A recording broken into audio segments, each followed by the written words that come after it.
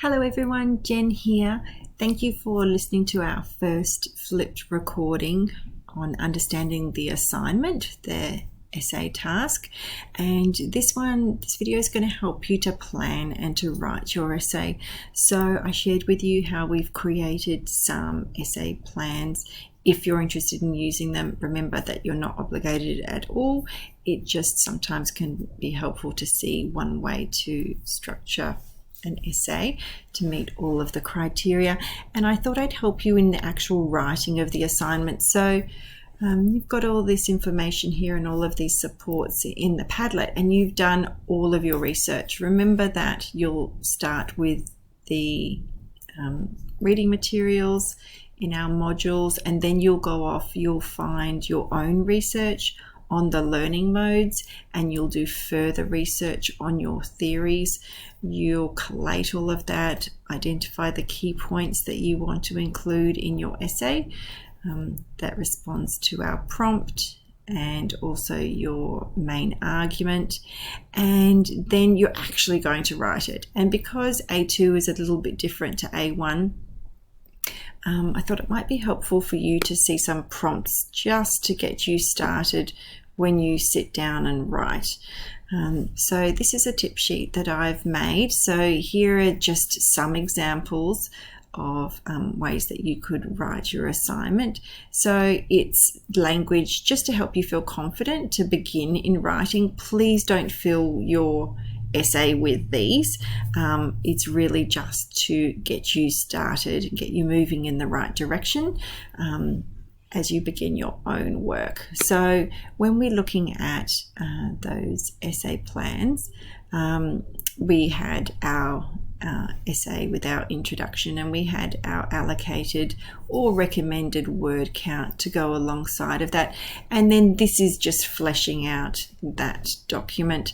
So we're in tertiary education now, and we've really moved away from school. So when you start an essay, really, we don't really need to start with this essay will describe and compare to learning theories and to learning modes.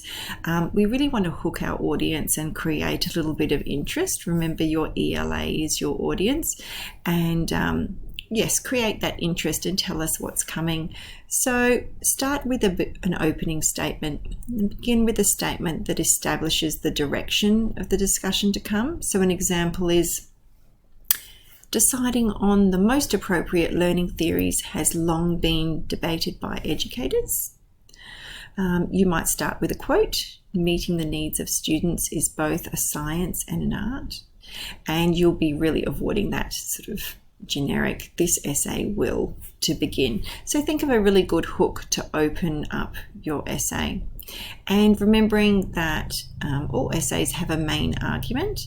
So tell us what your main argument is. This will be covered in the live brainstorming session with the ELA team.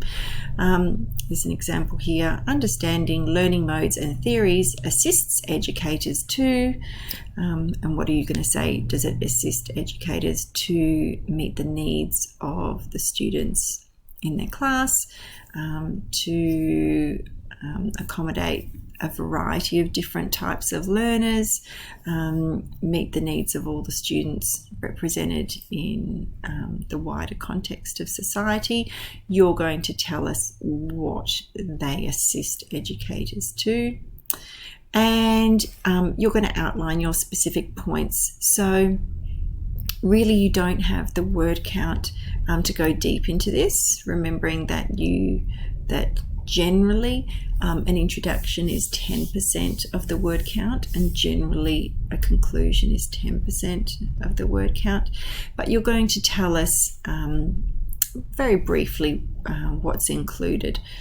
You're not going to have any specific points here, but if you are going to discuss two learning modes and two theories, tell us what they are. If you're going to include some benefits and limitations of those, tell us that's what's going to be in there. So this is like your little roadmap. Tell us where you're going. And then students often ask me about this one here, the practice of teaching, and they ask, why is this one in here? I don't see it in the criteria. It's a really good idea if you're going to spend 2,000 words describing and comparing learning modes and theories and teaching and learning. You really want to know that your audience understands the main topic. So I think it's a great idea and a good use of your word count to define and explain some key terms. And so teaching would be very key to this assignment, and learning. So find some really good academic definitions, choose one and pop them in there, and you can include that in the practice of teaching under that heading if you choose. And then this comes from our criteria. You are required to discuss the theoretical, societal and educational context of teaching and learning. Goodness, that is very wordy. What does it actually mean? So this is some examples of what it could mean. Honestly, there are such a wide variety of elements that you could include here. These are some examples. You can use them. Please use these as prompts to find your own. An example of the theoretical context is that we have many theories. So there's not one theory that exists. There are many theories that exist, and many theories can actually support an identical situation in the learning environment, or a single child in the learning environment. So there are many, and they can all be appropriate at different times, and they can overlap. So there are many different theories that educators can align with, which are appropriate and when, and is this set or dynamic. So we know that there will be a number of different theories that can apply to any situation. So some of those could be used. And also we know that the learning environment is very dynamic. It's not set in any way. You've got a number of students, you've got your teacher, and you've got the physical environment. You've got the daily schedule, and so we know things are changing all of the time, and so we know that we have to be on our toes to choose the best theory that meets the needs of the students at any point in time. So that's a little bit about the theoretical context. For the societal context, we meet the needs of a wide diversity of students and family within our community. We are so lucky to live in Australia. In Australia, we have so many different elements represented. We have families from different cultures, different languages, different backgrounds. We have families that can look completely different. We can have big families and small families, and one family could look completely different from the next. They are all families, and all of these are represented within our classroom. We have students who learn in different ways, who have different cultures, different backgrounds, different identities, and guess what? As teachers, we meet the needs of all of our students, and we meet all the needs of their families as well. So that's just an example of the societal context of education. And finally, the educational context. So in A1, we were talking about how an individual learns. You might have talked about a dog or a person, a child, and how they learnt something, a specific learning experience. Now we're moving to the wider educational context. So in Australia, students typically learn in a classroom or in a group, and there's typically one teacher or educator. Sometimes there are two, but students typically learn in a group environment. This includes peers, and again, it's dynamic. Things are changing all of the time. So those are some examples of what you could discuss for that requirement in the criteria. And then we move down to these main essay points. So when you begin writing your main essay points, you're going to tell us about the learning modes, and you're going to tell us describe them to us. So if you've chosen option 1 of problem solving, that learning mode, you're going to tell us what it is. What does it focus on? If you're using the theory of humanism, tell us it's understood to be. So these are just some different sentence openers to help you here, and tell us also what they assist. So this learning theory promotes. So the learning theory that you've researched, what does it promote? Does it promote engagement? Does it promote communication? Does it promote interaction? Does it promote motivation? Tell us what they promote and the main principles and how it works. So they're just some examples of sentences there for you. We are going to include a discussion on the benefits and limitations. Remember, a couple of each work really well in this size of essay. And so you can tell us what, with the benefits, what do the students gain? What do the critics tell us about this theory? What are they going to tell us the limitations are? And then also some examples in the learning environment. So tell us what they actually look like in the learning environment. What's an example of this in practice in the classroom? And so tell us what it allows for, what it accommodates, what it promotes in the learning environment. And then you're going to finish off with a general discussion about the place of theory. So this is where you talk about theory in general, not specifically just your ones. You can widen that there.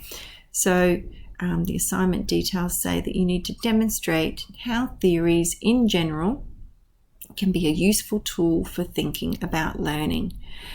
So discuss that, and then you're going to do a lovely concise statement about it. So an example is, theory forms a solid foundation for educators to understand, and tell us what your research has shown you.